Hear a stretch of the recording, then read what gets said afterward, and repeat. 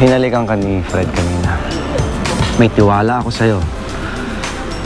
Pero sa lalaking yun, wala akong tiwala. Akala ko binabastos ka niya. Ano magagawa ko? Nagdilim na rin bigla yung paningin ko. Ano magalit oh. Pero protektahan lang naman kita eh. Hanggat hindi ko nakukuha ang lahat ng kinuha ni Lisa sa akin, hindi pa rin ako magiging masaya. Ang buisit mo talagang babae ka! Hindi ko alam kung anong satong demonyo dala mo sa club ko! Buisit ka talaga! Huwag na kayo mag-alala. Dahil alam ko kung paano mapapabagsak ang bagong show ni Lisa. 5, 6, 7, 8. 2, 2, 3, 4. Ayan, sabay-sabay. Ang ganda. 4, 5. Ay, Shane! Hoy, nalinis mo na ba yung kubeta? Opo, ma'am. Siguraduhin mong nalinis mo dahil kung hindi, malilintik kang ka sa akin. Late ka kasi. O yan, alamin mo yung mga steps na tinuro ko. Tapos magbihis na kayo, ha? Saan ba yung alam mo? Hindi to? Ang baho naman dito. May kubeta.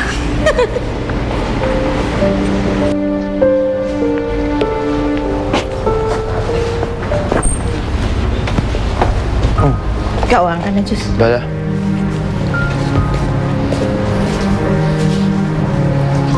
Saan ka ba galing? Bakit ka ginabi? Dumaan lang po ako kay Shane pagkatapos ko sa trabaho. Nako, yung Shane na yan, nag-alala ako sa kanya, ha? Bakit ba nagtatrabaho yun sa club? Hindi siya bagay doon eh. Lola, dancer lang naman po doon si Shane. Eh kahit na, hindi ka rin nakakasiguro. Hindi ba yung pumupunta sa club, mahilig uminom? Eh kung malalasing na yung umiinom, di gulo yan. Mapipigilan pa ba nila yon? Yan, madam, ang ganda-ganda nyo na. Hello, girls! Diba? Straight naman siya. Oh, Lucinda, walang kakupas-kupas talagang kagandahan mo. Yan, oh. Tigilan mo ako, Douglas. Alam ko kung saan pupunta tong usapan na to. Oh. Wala kang mahuhutot sa akin. Anong bola ka pa? Oh, Shane, Rochelle, kayo na susunod dito, ha? Matawag na mag-isa-isa kayo. Bilis-bilisan niyo ng konti. Okay? Shane, iba dating mo ngayon, ah. Sariwang-sariwa. Pero, ngumiti ka naman. Pag nakangiti ka, mas maganda dating eh. Sige na, ngiti naman. Oh, ayan, ganyan. Alam mo, mamaya, galingan mo yung giling kasi makatapos ng sayo mo, naikontrata na kita dun sa VIP na big time. At private room ka ulit. Ha?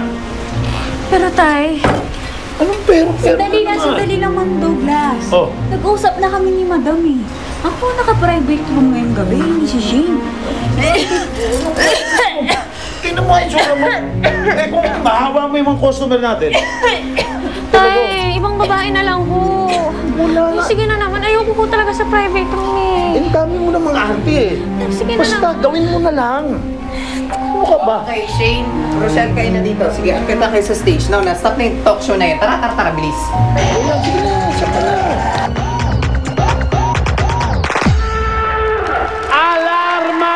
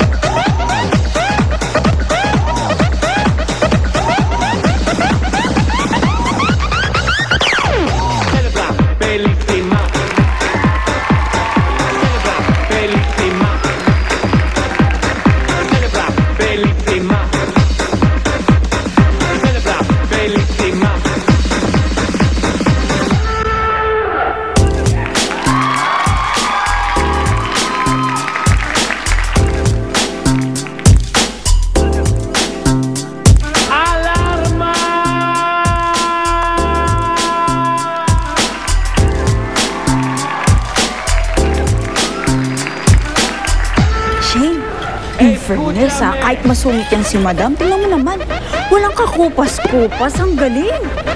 Grabe, no? Oo.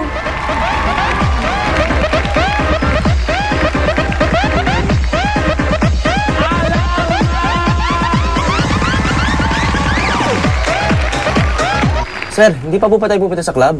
Tara na! Sandali lang. Kino-confirm pa ng mga tawang ko kung totoo yung tip.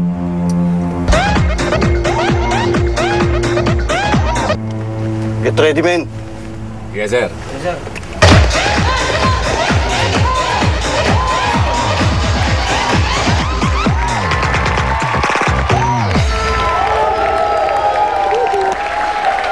Walang kikilos! Right up!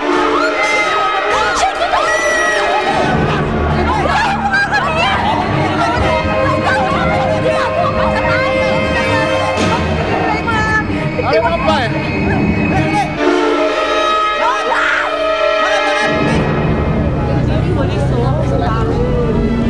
Boss, dyan po ba si Shane? Ongoing pa yung operation, bawal pa pumasok sa loob. Eh, kailan ko siya mapuntahan ngayon eh. Hindi nga pwede, bawal lang pumasok. Pero, Kulit ng mga tao ngayon. OMG! Ano nangyayari sa club? kinausap ko yung ninong kong polis. Binarade ko na yung buong club. Mama Jason, sisira ka na ba? Ano mo yung pinagkagagawa mo? Kasi naman, Hari, ito lang nakikita kong paraan para matigil ang kawalang-hiyan ni Mang Douglas at ni Lucinda. Para rin kay Shane to eh. Saan kaya si Shane? Sir, bakit niyo po ba kami kinukulong? Wala ko kaming kasalanan. Okay naman, sir. Ayon sa natanggap naming impormasyon, hindi lang daw pagsasayaw ang ginagawa ng mga babae doon, kundi laganap ang bentahan ng laman sa club na pinagtatrabahuan ninyo. Pero sir, hindi ko kami yun. Maniwala kayo sa amin. Hindi kami kasama doon. Hayaan mo na, Shane. Wala naman silang kaso may isasampa sa atin eh. Pakawalan din tayo ng mga yan.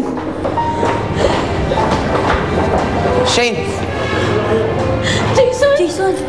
Jason, tulungan mo kami. Ewan ko magulo kasi kinanagal gumawa nga naman ang parano. Oo, ako na bahala sa'yo.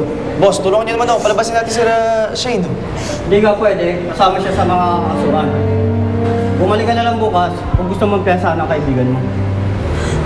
Sige na. Babalik na lang ako bukas, ha? Halina kayo. Baka ko yan. Sige na. Halina.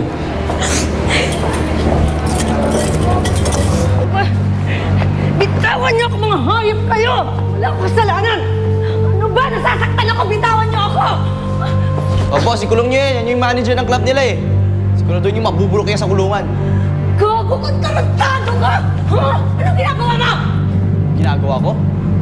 Sinisiguradong magbabayad ka sa lahat ng kahayupang ginawa niyo kay Shane.